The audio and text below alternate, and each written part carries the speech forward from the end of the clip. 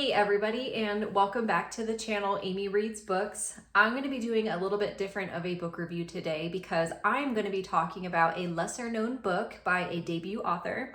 It's called A Second Revolution by Kelly Noll. This book was actually recommended to me from my younger brother.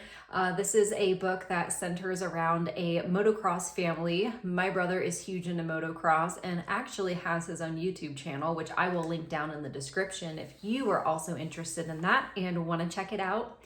But this book was recommended by him. It was actually a book that was authored by a friend's mom. So I don't know who Kelly Noll is, but it looks like she grew up in an area close to me.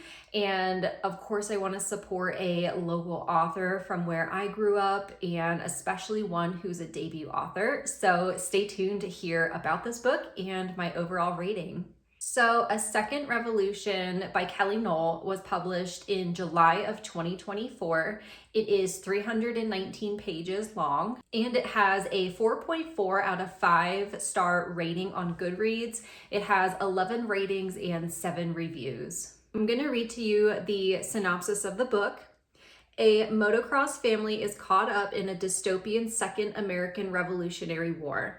They must flee their home and head for the safety of the mountains. The father, Jarrett, is determined to protect his family from the newly formed elite guards who reign over the people with an iron fist.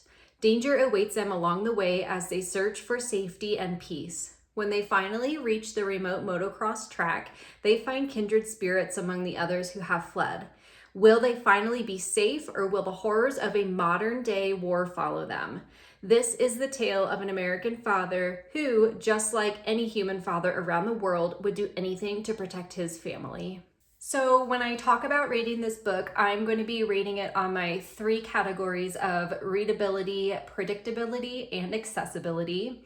When I talk about readability, I am talking about how well this book caught my attention and kept my attention, the writer's writing style, and then just the overall ease and enjoyment of reading. So for readability, I would rate this a 5 out of 5 stars. This book kept my interest as I was reading it throughout the whole storyline, and I liked the way that the chapters were leaving off as little cliffhangers because it made you want to keep reading to see what was going to happen next. The author used straightforward dialect in this book, and there was very little use of metaphor, allegory, themes, and things that were a little bit more abstract.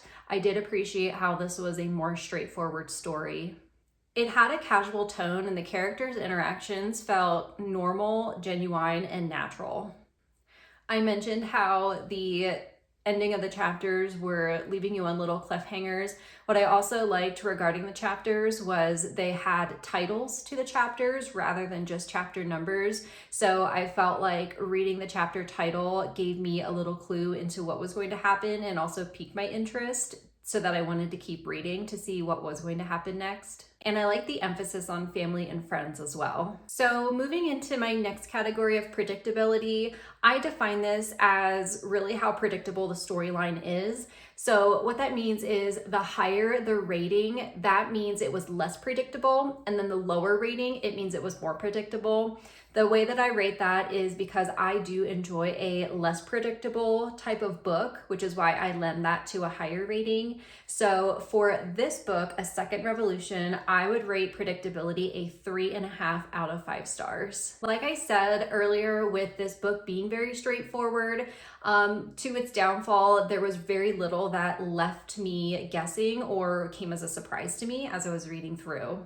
I could follow along with the story fairly easily, and there were some foreshadowing scenes that would give the reader a clue as to what was going to happen next. And there were some parts that I wasn't expecting, but overall, the general storyline from start to finish was typical and how I was planning it to be. There were some parts in the book that I wasn't expecting, but overall, I felt confident in how the progression of the story was going to go, and my thoughts were confirmed as I got towards the end and also when I finished the book. So the last category is accessibility, and that's pretty straightforward in defining how accessible this book is, whether you are borrowing it from the library or you are purchasing a copy online. When I talk about purchasing copies online though, I do steer more towards the used book sites. I'm an advocate for reduce, reuse, recycle. So I'm gonna share some different avenues from Amazon to Pango Books to Abe Books to share with you what the accessibility of this book was like. Overall, I would have to rate accessibility a 2 out of 5 stars. So a couple of different reasons why I gave it that low of a rating. First off, this is the author's debut novel, and secondly, this is just a lesser known novel. So the availability online and in the libraries was very minimal. I looked at my 2 local libraries that I typically borrow books from, and there were no copies available, whether that be in hard copy or ebook version. And then looking on Amazon, Pango Books, and Abe Books, there was also limited availability. You could buy it off of Amazon in either Kindle format or hard copy format. If you opted for the hard copy format, it would be a new book and it costs $17.99. And if you were to opt for the Kindle version, you could purchase that for $8.99. I checked for this book on Pango Books and there was no availability and there were no copies for sale. And then I also checked on Abe Books and there was a lone single copy for sale. The purchase price was $1.66, but you were paying over $7 in shipping. So combined amounts, that was roughly about $9.50, $10 book that you would get. So overall, I would be rating this book a 3.5 out of 5 stars. Like I mentioned earlier, I enjoyed this book for its straightforwardness and that the storyline did keep my attention.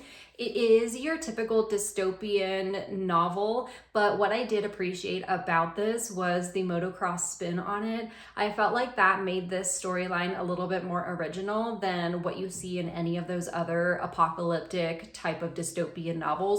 All right, everyone, that wraps up my review of A Second Revolution by Kelly Noll.